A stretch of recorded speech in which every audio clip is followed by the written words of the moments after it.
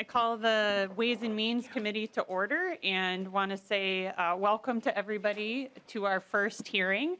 We had hopes that, we would get going fast, and we are, which is very exciting to have this committee do its first meeting to be able to take up legislation.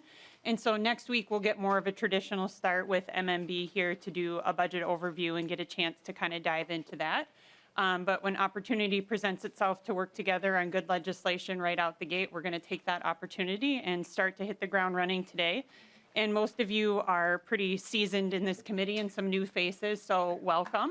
We're glad to have you. And this committee is really one that has a broad perspective on the budget. We see the finance bills that come through here, and so we really get a chance to see the whole of the budget and what it means for Minnesotans. So it's a really wonderful place to see how everything that happens in all of these other committees comes together and what it means for Minnesotans and what it means for our state.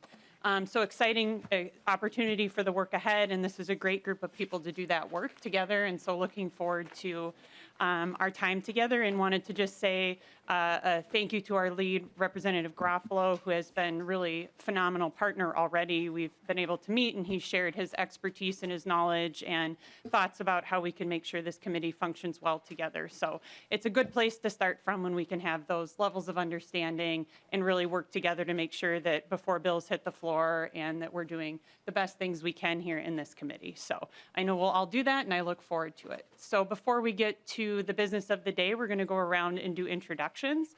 So if you could please state your name, the district you represent, or what you're doing for this committee, your workload here, and how long you've been with the House or served in this body. So I will start. I'm Representative Liz Olson. I represent District 8A, which is half of Duluth, and I use she, her pronouns, and I am in my 4th term. And I'll go to my left. Hi, everyone. My name's Leah Killian. I am the committee legislative assistant for this committee. I've been here since April, and I go by she, her pronouns. My name is Emily Adrians, and I'm with House Fiscal, and I have been, I think this is my 13th year working with the fiscal staff. Hello, everyone. I'm Colby Sullivan with the Nonpartisan House Research Department. This is my 18th year with the House and my 11th year staffing Ways and Means. Hi, I'm Mike Freiberg, State Representative from District 43B, which includes all or parts of Crystal, Golden Valley, Plymouth, and Robbinsdale. I use he, him pronouns. I'm in my 6th term, but this is my first term on the Ways and Means Committee, and I'm looking forward to it. Jamie Becker-Finn. In my 4th term, I represent the Roseville Shoreview area. I'm the chair of the Judiciary Finance Committee, and been on Ways for a couple terms now. So happy to be here under Chair Olson. Hi, good afternoon, everybody. Frank Hornstein. I represent District 61A, which includes parts of downtown Minneapolis and the uptown neighborhoods. Also Elliott Park and Bryn Mawr in Minneapolis. And I chair the Transportation Committee, so bring that perspective here along with Representative Petersburg. I use he, him pronouns, and I am starting my 11th term. Good afternoon, everyone. Hordan Hassan, District 62B, which is South Minneapolis. I'm not going to tell you the neighborhoods because some of you may not, South Minneapolis is good enough. This is my 3rd term. I am chairing economic development. This is my 2nd time being in the Ways and Means Committee, and I'm happy to be here. Thank you. Hi, good morning. Leon Lilly. I represent East Metro communities, Maplewood, North St. Paul, Oakdale, and Pine Springs, and Landfall. It's pretty close here. I'm pretty lucky that way. I'm just starting my 10th term with Pat Garofalo over there. And and happy to be on this committee. Been lucky enough to serve on it and enjoy it. Thank you. Hi, everyone. I'm Esther Agbaje, starting my 2nd term. Represent House District 59B, which is downtown Minneapolis and parts of North Minneapolis. And I'm just glad to be here. So thanks. I'm Jenny Cleavorn. I represent House District 42B, Plymouth and Medicine Lake, and I'm in my 3rd term. I'm Michael Howard. I represent District 51A, which includes all of Richfield and a sliver of South Minneapolis. I use he, him pronouns, and I'm beginning my third term. Gene Pawlowski, I'm in my 37th year in the House, which I think makes me the longest-serving member in the House. I'm also the only person that's had not one but two mini sessions of the Minnesota House of Representatives in Winona, one in 1989 in September, and the last one, October 2nd, 3rd, and 4th in 2019. And I would advocate that during this interim, we return to mini sessions in some area of the state. And the Ways and Means Committee had a remarkable hearing at City Hall during the last Winona mini session. Thank you. Good afternoon. My name is Aisha Gomez. I am the representative for District 62A, the other side of Rep. Hassan's district in the south side of Minneapolis, and I am in my third term.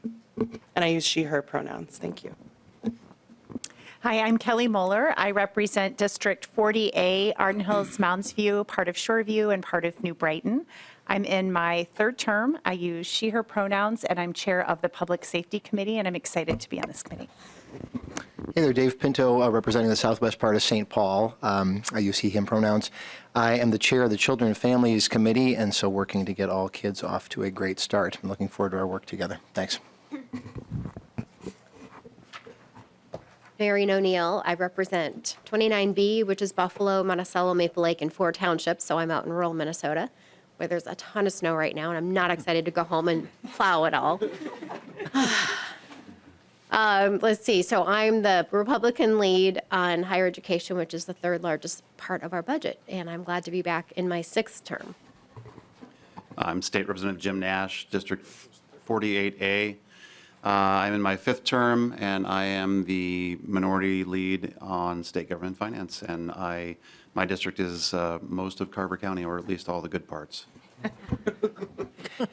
I'm John Petersburg. I represent small town southern Minnesota of Owatonna, Waseca, and Medford. I'm in my 6th term, and I'm the minority lead in transportation. Paul Novotny, 30B, which is Elk River, now then parts of Otsego and parts of Oak Grove. And I'm in my 3rd term and minority lead on public safety. Representative Peggy Scott. I represent 31B, which is parts of the city of Andover, Oak Grove, and Ham Lake, and all of the city of East Bethel, and 2 townships. In Isanti County, I have 1 township, and that is Athens, and then in Anoka County, Linwood Township, and I'm the lead on the Judiciary and Civil Law Committee. Representative Brian Farr, District 22B. In my 2nd term, 22B consists of most all of Lesueur County, a piece of Scott County, 1 township in Rice County, and a little bit of Blue Earth. Good morning. First of all, congratulations, Madam Chair, on your appointment. My name is Pat Garofalo. I've served, this is my 6,576th day in the Minnesota legislature. I matched that day with Representatives Hansen, Lilly, Speaker Hortman, and Representative Liebling. So, as always, an honor to serve on this committee. Thank you. Josh Heinzman. I represent the Brainerd Lakes area. This is my 5th term, 8th year, GOP lead, Environment Natural Resources. Representative Cheryl Joachim, she, her. I represent Hopkins, St. Louis Park, and Edina, and it's my 5th term, and I'm chair of Education Finance. Hi, I'm Owen Worth. I'm the committee administrator. I use he, him pronouns. This is my 6th year in the working for the House and my 1st year on Ways and Means. We have some new folks who just came in from HHS, so we will. Patty, do you want to go? Hi, everybody. Representative Patty Acom. I'm in my 3rd term. I represent House District 45B, which is Minnetonka, Wayzata, Woodlands, Deep Haven, and a little bit of Shorewood. I chair the Climate and Energy Committee. Madam Chair. Yep, Representative Noor. Madam Chair, Mahmoud Noor, representing District 60B, that is Minneapolis, the neighborhood surrounding the University of Minnesota. He, him pronouns, and this is my 3rd term. I'm the chair for Human Services Finance. Thanks, Madam Chair. Representative Krisha, do you want to introduce yourself? Thank you, Madam Chair. Representative Krisha, district is 10A, represents central part of the Minnesota. Morrison County, it's 5 committees. Morrison, Mille Lacs, Kennebec, a little bit of Crow Wing. I think I have most of your folks, Josh. And Mille Lacs. This will be my 6th term. Great. And if we could have our pages introduce themselves as well. We'll start over here.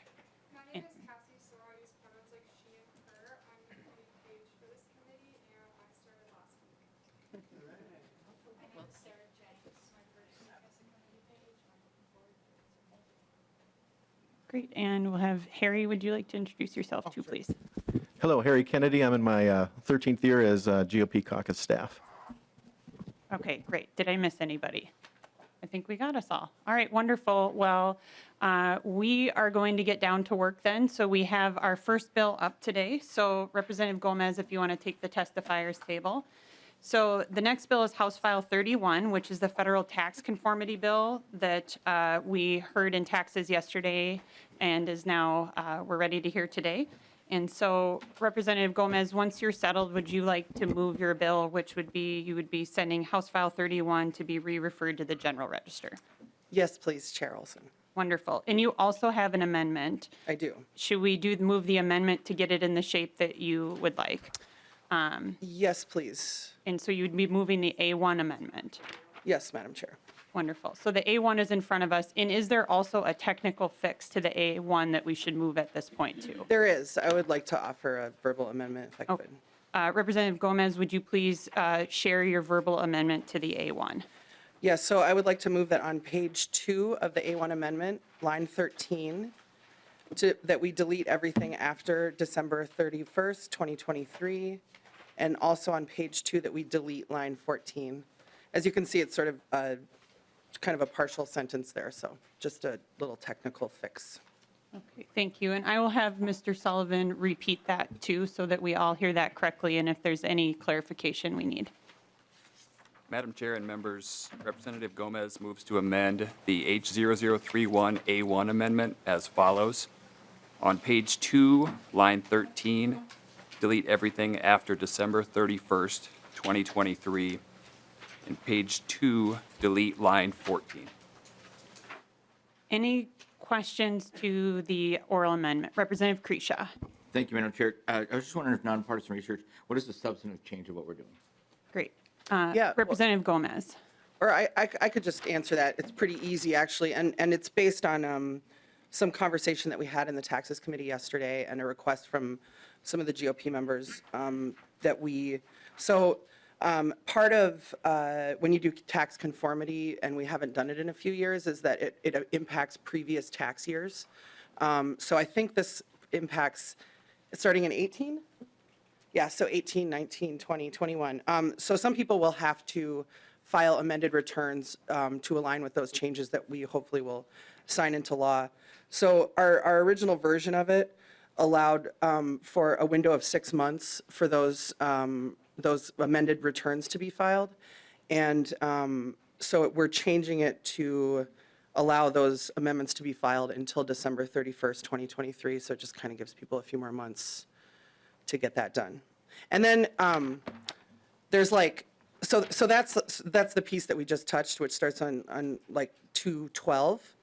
And then the previous, if you have questions about anything before that, you're going to have to ask the experts, because I don't know what any of it really means, but it's all just kind of technical stuff up until that substantive change on 212. All right. Representative Kresha, to the oral amendment. Yes, thank you, Madam Chair. And no disrespect to the author, but that's why I directed my comments to the nonpartisan research. So I'd like to start there. So if I could go back and re-ask my question, could nonpartisan please give me the substantive change? Sure. So whoever would make sense from, would it be Colby, would be Mr. Sullivan, could you please address Representative Kresha's question? Madam Chair and Representative Kresha, my understanding is that the oral amendment just fixes a technical drafting error in the A1 amendment. I'm looking at my colleague, Mr. Klayman, and he could just nod or step down and confirm that that's the case. Welcome, Mr. Klayman. If you could please introduce yourself for the record. Thank you, Madam Chair and members. My name is Chris Klayman. I'm with the House Research Department. I staff the tax area there. The oral amendment removes language that is just completely nonsensical. It would, if it was engrossed into the underlying bill, it would create a half sentence, kind of a sentence to nowhere, that wouldn't make any sense on page of the underlying bill. If you want to know what it would look like if it was engrossed on page 23, line 7 of the underlying bill, you'd be adding that quoted language on line 2.13 and 2.14 of the underlying A1, or of the A1 amendment.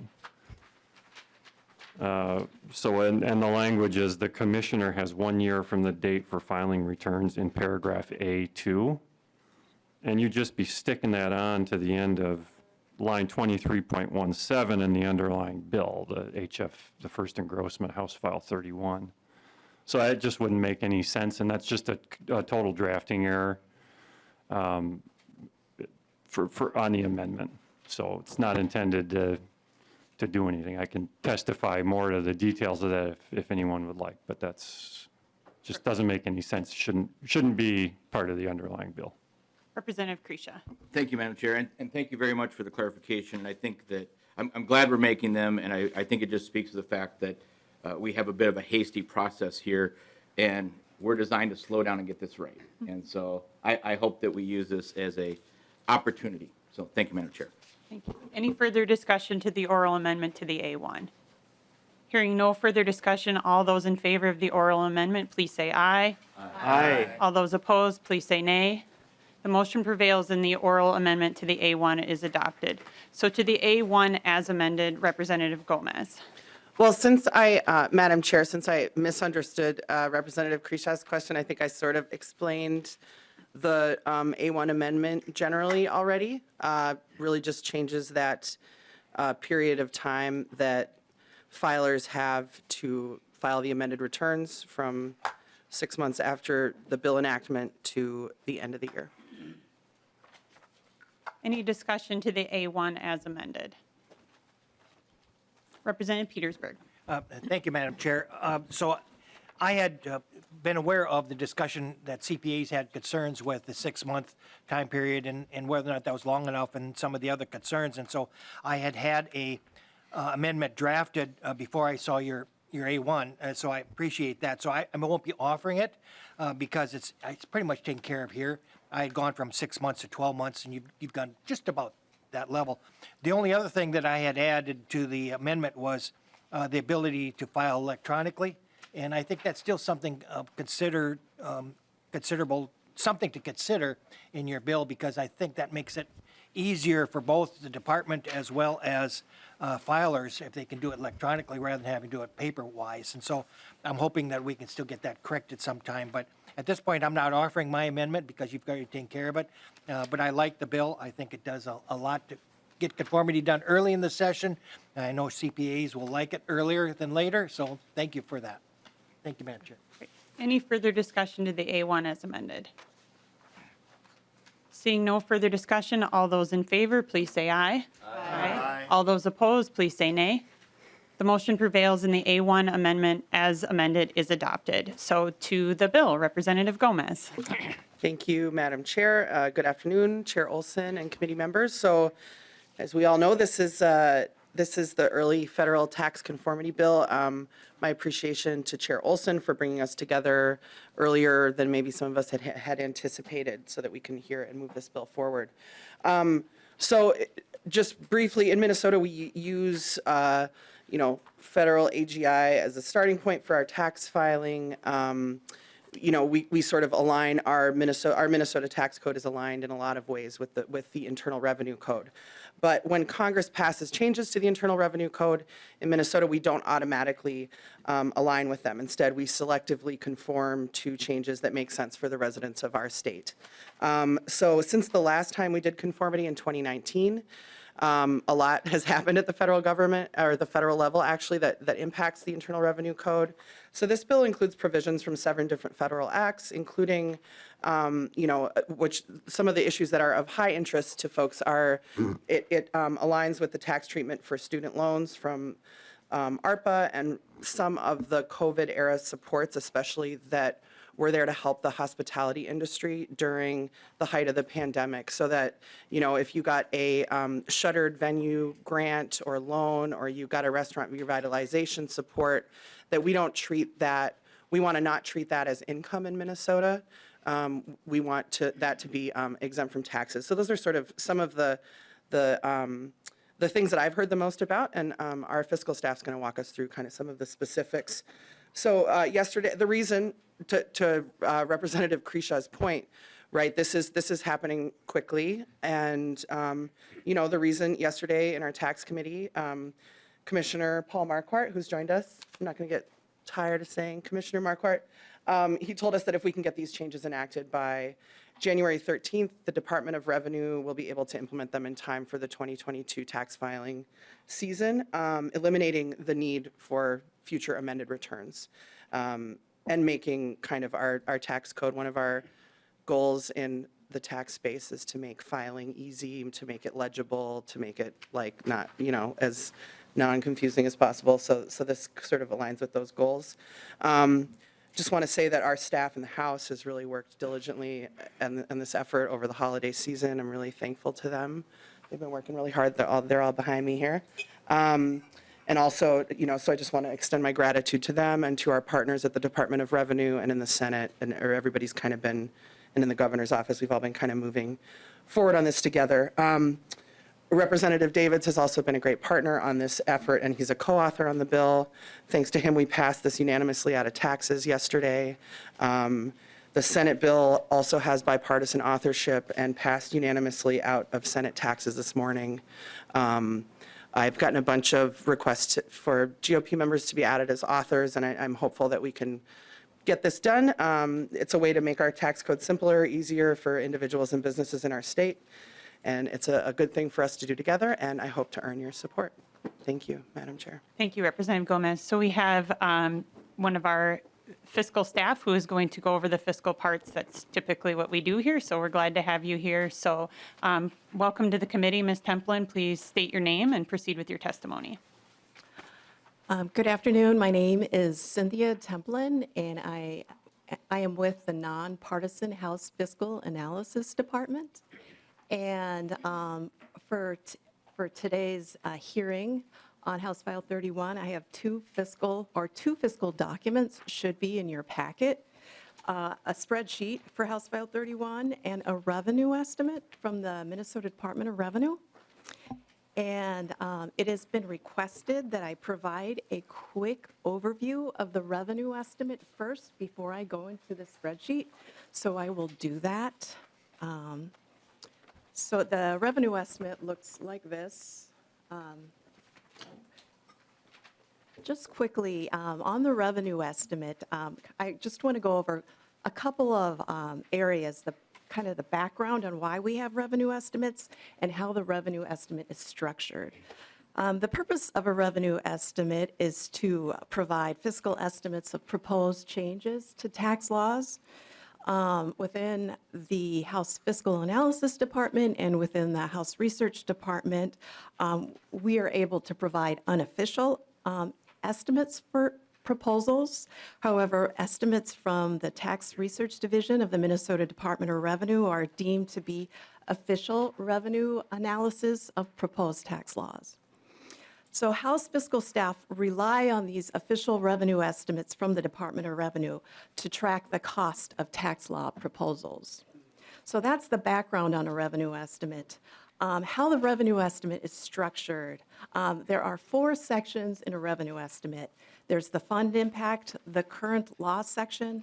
There's a section on the proposed changes to tax laws. And then there's a 4th section that discusses the revenue analysis detail. I thought I would just talk about 2 of those sections. The first one being the fund impact. In the revenue estimate, the fund impact shows the revenue impact of changes to tax laws relative to current law. The revenue impact reflects the estimated cost of changes to a tax proposal over a 4-year budget window. It's the 4-year budget window that is tracked in the MMB economic forecast, fiscal 24 to fiscal 27. In the fund impact in the revenue estimate, compared to a fiscal note prepared by the LBO, the revenue estimate does not show the fiscal impact of any proposed operational changes to state agencies. In other words, there's no administrative cost in the revenue estimate. And for House File 31, there are no administrative costs tracked in the tracking sheet for federal conformity. And then finally, a couple of technical notes about, for reading revenue estimates. Fiscal estimates are in thousands, and positive fiscal estimates denote a provision raises revenue. Fiscal estimates that are in parentheses or negative estimates denote that the provision reduces revenue. And the fund section also shows the fund affected. And for House File 31, the general fund is the only fund that is affected. And then finally, the revenue analysis detail section in the estimate, that is an important section in that document. It describes the methodology used to calculate the estimate by the Department of Revenue. It includes detail about the data sources used for the estimate, economic assumptions, and if any adjustments have been made to the estimate, such as adjustments for calendar and fiscal year splits. So the fiscal analyst, we use these estimates, we review these estimates before or prior to a hearing to make sure they align with the kind of the intent of the bill. And I guess I'll move away from the revenue estimate now and now move to the spreadsheet to walk through House File 31, if you're ready. Okay, if there are no questions. Okay. So the spreadsheet, in the upper right-hand corner, it should say 4:01 p.m., House File 31. Like the revenue estimate, the tracking sheet shows changes, general fund tax revenue changes relative to current law. And then I think for just at a high level, I wanted to point out the total estimated general fund revenue impact of House File 31. You can see that on line 5 and line 105. Column D shows in fiscal 24-25, the estimated revenue reduction for House File 31 is $99.7 million. And in fiscal 26 and 27, as shown in column G, the estimated general fund revenue reduction is $3.170 million. The rest of the spreadsheet shows details for House File 31 and how they impact the two tax types affected, individual income tax and corporate tax. I will note that in the individual income tax section, that it affects both individual income taxpayers and sole proprietors and I just lost my train. And S corporations, thank you, and partnerships. And I think, unless you want to go into additional detail line by line, I will just stop at that. All right, thank you, Ms. Templin. So I think that's good for now, and we'll go to questions and see if member questions. So Representative Scott. Thank you, Madam Chair, and thank you for bringing this bill, Representative Gomez or Chair Gomez. I am curious, and I know we don't concentrate here a lot in the House on what the other body does, but just wondering where they're at with this bill. Is the language going to line up? Where are we at with that? Thank you. Representative Gomez. Yeah, thank you, Chair Olson and Representative Scott. So